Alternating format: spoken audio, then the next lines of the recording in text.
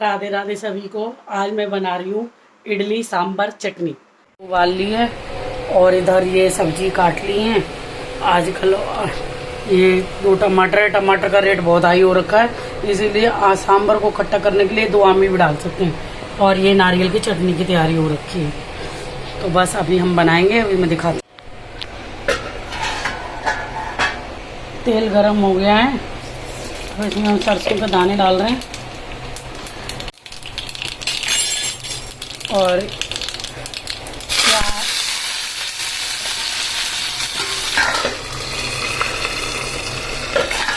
ये इसमें मैंने डाला प्याज लहसुन।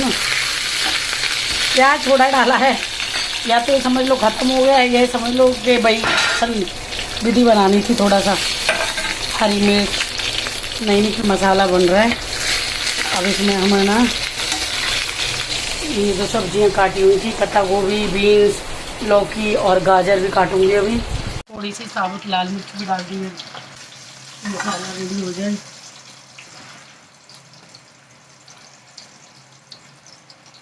डाल दिए टमाटर, डाल दिए और कुछ कच्चा आम डाल रही हूँ, जिससे कि हमारी सांभर खट्टी बन जाए। मसाले हैं वही डाल रहे हैं, कुछ अलग नहीं है। बस बाद में लास्ट में सांभर पाउडर डालेंगे, थोड़ा सा मार्केट का। बाकी तो ये अपने घर के ही मसाले हैं ज़्यादातर।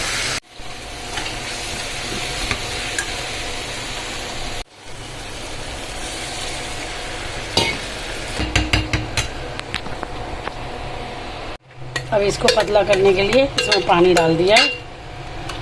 अब जो ये मसाला रेडी हो जाएगा, फिर हम सीटी लगाएंगे।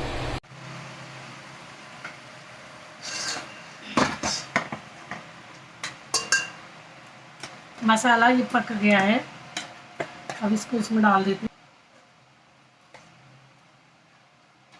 दाल मिला दी है, अब इसमें सीटी लगाते हैं। अब ये चटनी की तैयारी हो, सब तैयार। लहसुन भूल गई थी, तो 2 के लिए लहसुन की भी डाल देते हैं, तो इसमें अलग से ही टेस्ट आएगा फिर चटनी के अंदर ना।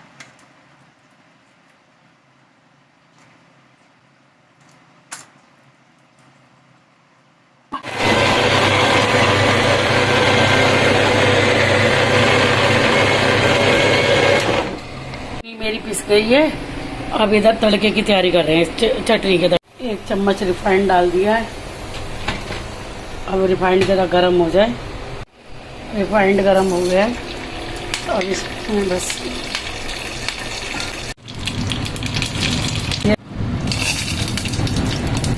थोड़ा सा इसमें नमक डाला है। अब फिर ये स्टैंड में लगा दी हैं। अब बस थोड़ी देर में इसको ढक के बनाऊंगी, या हम इस तरह करके अब इसको ढक देते हैं।